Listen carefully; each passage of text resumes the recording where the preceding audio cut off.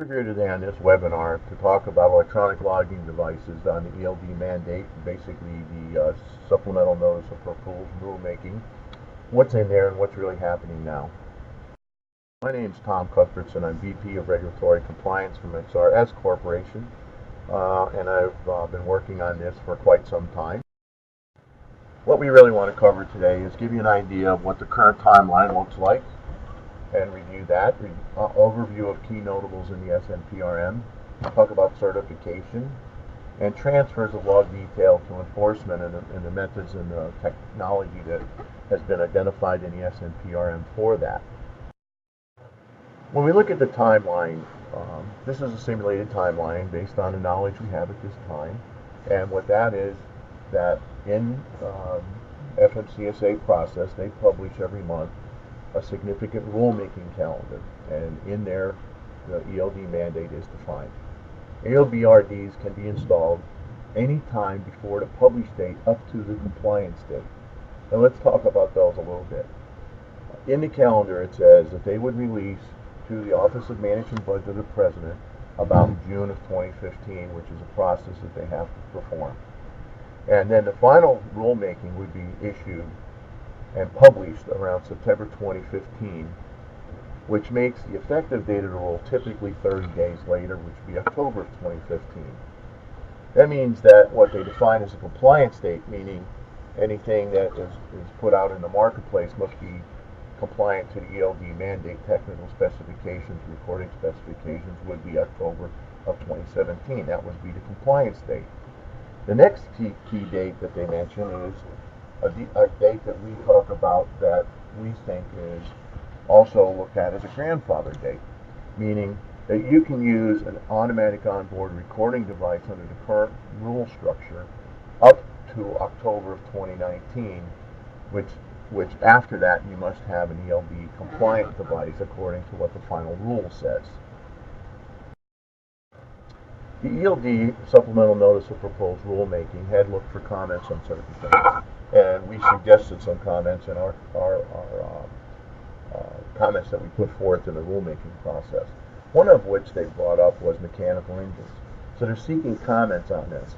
They're trying to understand how a mechanical engine, which is really a vehicle defined as one prior to electronic control modules, which would be approximately 1995 and earlier. And certain segments of the marketplace, like automotive haulers and heavy hauling, typically keep their vehicles much longer because of the cost of the chassis and the cost of the specifications to be able to have those devices be workable in the environment they're in. Carrier transitional operations also we talk about and we make comments on was that if you're a fleet in transition and you may have several terminals, and Terminal 1 is on ELD mandate type document device, and another terminal is on an AOBRD, and you're transferring drivers between them. Terminal B2 is drivers using an AOBRD, and he transfers over, and he may be in the same week on an ELD and an AOBRD, and really they didn't address that. I think what may happen is they may have suggestions of using paper for several days until you get your full 7 or 8 days on a device and not required to have any supplemental documents. The other thing they don't really address in this, and there were some comments made and looked for input, was that state and Canadian record of duty status harmonization, meaning that if you run state rules and then later run Canadian rules, or federal rules, sorry, you will need to account for all those hours between those days in the identical system. Also, there's carriers that will go from the United States and running federal rules and run into Canada for a day or two. When they come back into the United States, the federal calculations are required to comprehend the drive and on-duty time that they had during that period of time. And they must make sure that so that all calculations are right, and keeping hours on 60 and 70, whatever rule set you're running, the calculations are accurate. So then we talk about that AOBRD valid for 4 years after the effective date. That's the other thing in the timeline I mentioned. That's the grandfathering clause. And make sure we understand that the grandfathering clause is for 2 years after the compliance date. Other things within the supplemental notice of proposed rulemaking is a change of something new, and they brought up the notion or the fact of a yard move event. And what a yard move event would be is that just what it is. If a driver's in a yard, they would be moving vehicles around, and they wouldn't be in a drive status, but that would measure on duty time in the log, so that if they put themselves into a yard move, they would not count any drive time. But on the other side, what they have is the drive starts at up to 5 miles per hour. That means no time, and the way it's defined is no mileage or no distance duration. Just if the unit is not in a yard move, when it hits 5 miles per hour, it will be in drive. The only on-duty status that they talk about when they look at this is when you're stopped for up to 5 minutes, that the device can put the driver into auto on duty. Now, we also must present to the driver, do you want to remain in drive in case they're on a roadbed, or they're in a situation in a traffic jam or some circumstance like that. They may want to go into on duty or may want to remain in drive, but we must present that to the driver. And if they don't respond in 1 minute, then it will automatically go to on duty. There's no direction for non-ECM vehicles, as I mentioned earlier. That we've talked about, and there could be additional cost for non-ECM vehicles to be able to have data to be compliant, and then even then, you would not get the full requirements off the engine that would be required as defined in ELD supplemental notice of proposed rulemaking. They also didn't specify anything that addresses onboard or OBD devices, which is another ECM type in, say, a Ford F-5350 truck or something like that, that would be towing a trailer that could be over 10,000 pounds. There's nothing that addresses that. Certification. In MAP 21, they talked about a third-party certification process, but in the supplemental notice of proposed rulemaking, they did not really mention that. What we talked about as suppliers in our comments was that they needed to supply ERODS, which is the Electronic Record of Duty Status System or program, that would be with enforcement, and we would need that to application test to ensure the integrity that we were supplying the right files to enforcement. And what level of change requires certification? So if we made a modification to our system, do we have to re-register? Do we have to make a comment that we've made modifications and supply documentation as to what those changes were? We want to make sure there's a security level testing, because there's different security levels under FIPS, which is basically a DoD security, which is very secure, like 140-2. We just wanted to make sure that was being tested in the process.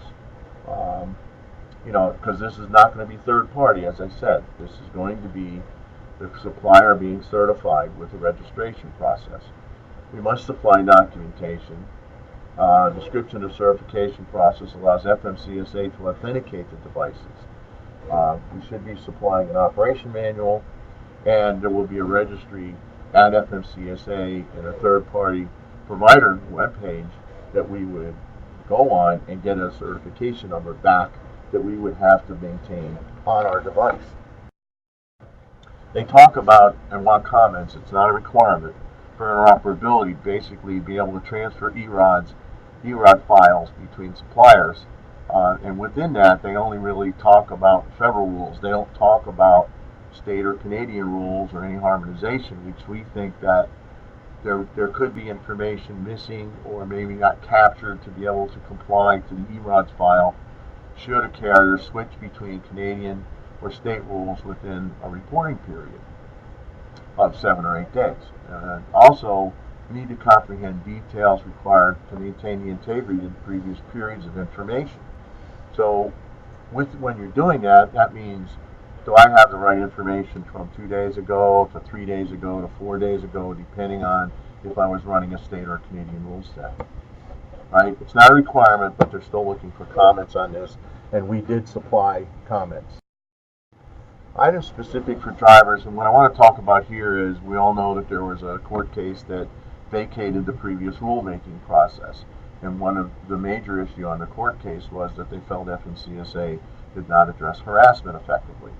Well, it seems in this regulation that they did address it. They allow the driver to edit their logs and create annotations on all entries. They can't touch drive time, but that gives the driver the ability to correct an action within the vehicle to make sure that the logs have integrity from their standpoint. Drivers must approve all edits from the back office support system before they're applied. Really, what this is talking about is that if an administrator in the back office edits the logs, that before those edits can be applied, the driver must review the actual edits and accept or reject them. It requires the drivers also to have direct access to the log information, that log detail information that they can get copies of and maintain them for their own records.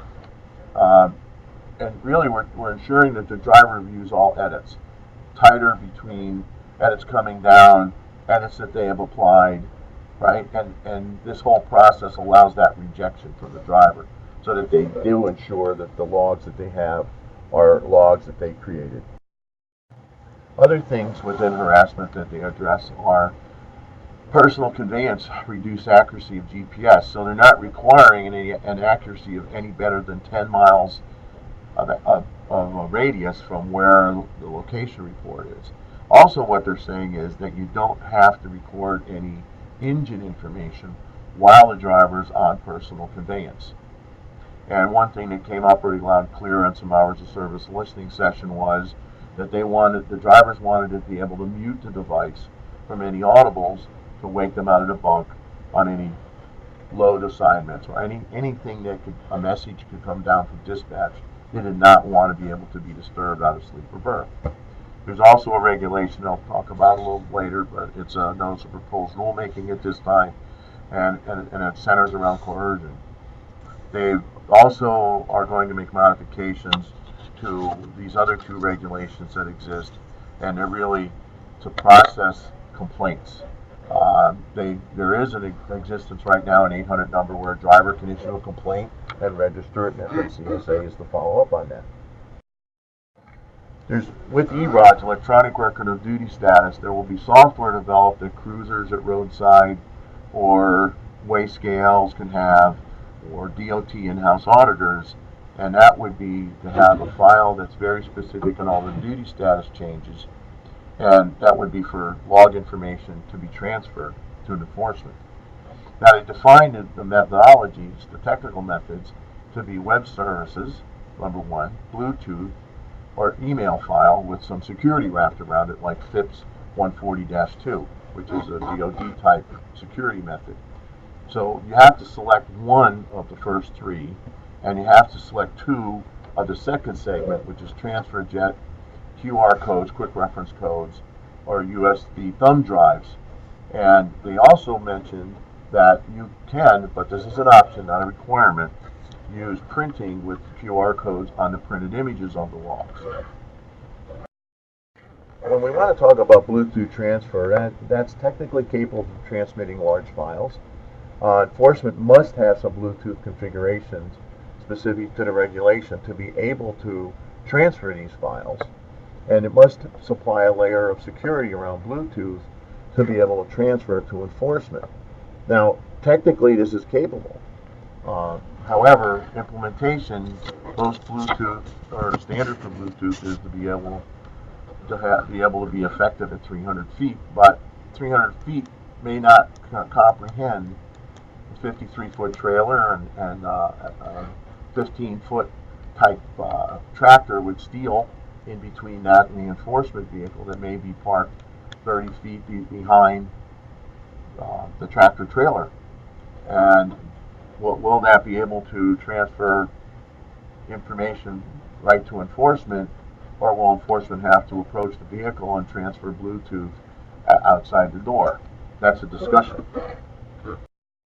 Transfer jet is another one that device acquisition cost we see as maybe $125 if you already have a method of doing near field communications.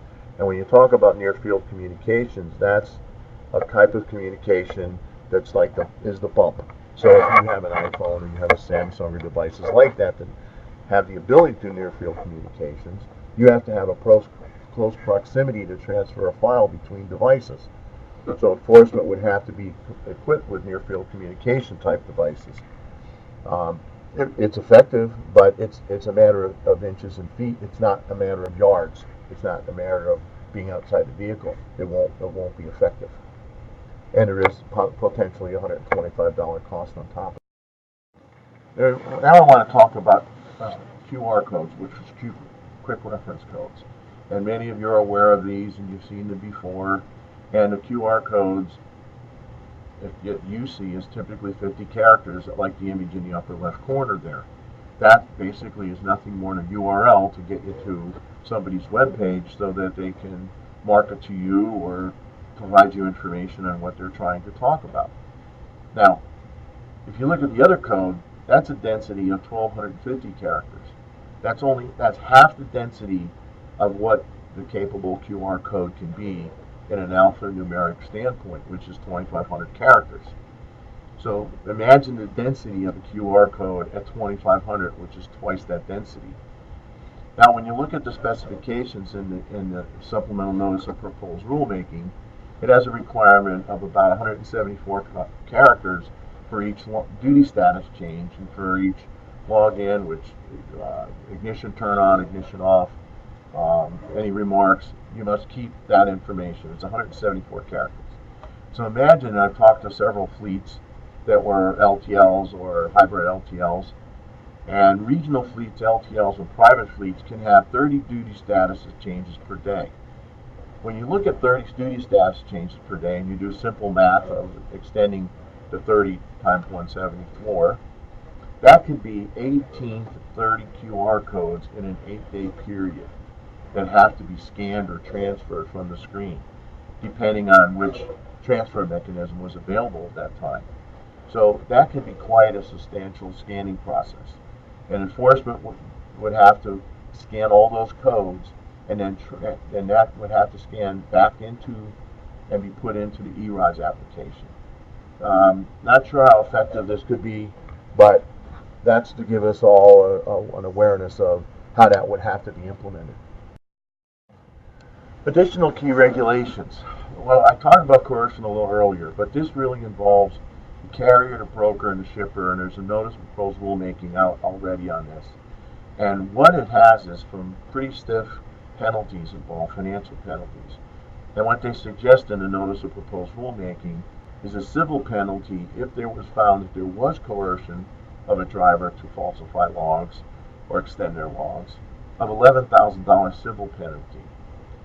If there is a circumstances that got extended where it ended up into a labor review and there was salary or revenue payments or something of that nature that wasn't done because of the driver not allowing coercion, that could be as high as a punitive damage of $250,000. Again, this is a notice of proposed rulemaking, but that was the number that was in there. And that would be a remuneration of loss of pay or wages. So what else FMCSA is doing is to have Paperwork Reduction Act and for certification process and has been published. And what that really is by law they have to identify what processes are because of paperwork requirements on how much time it would take and turnaround, because many of us asked how long it would take to be certified and get a registration number. So that's in there. There were additional guidances on AOBRD, and really what I think what FMCSA is doing here is they're trying to harmonize the new and the old, meaning the ELD mandate against the 395.15 automatic onboard recording device. And they've already issued a couple regulations to talk about electronic signatures and reaffirmed that they're capable and can be used. And they also reaffirmed what was required for the ELD to capture and what was required for the ELD to display at roadside.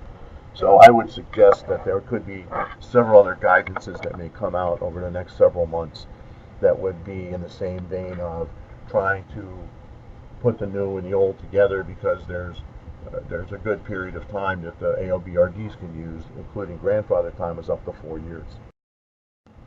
So we've reviewed our products. Again, this is based on supplemental notice of proposed rulemaking and not on the final regulation.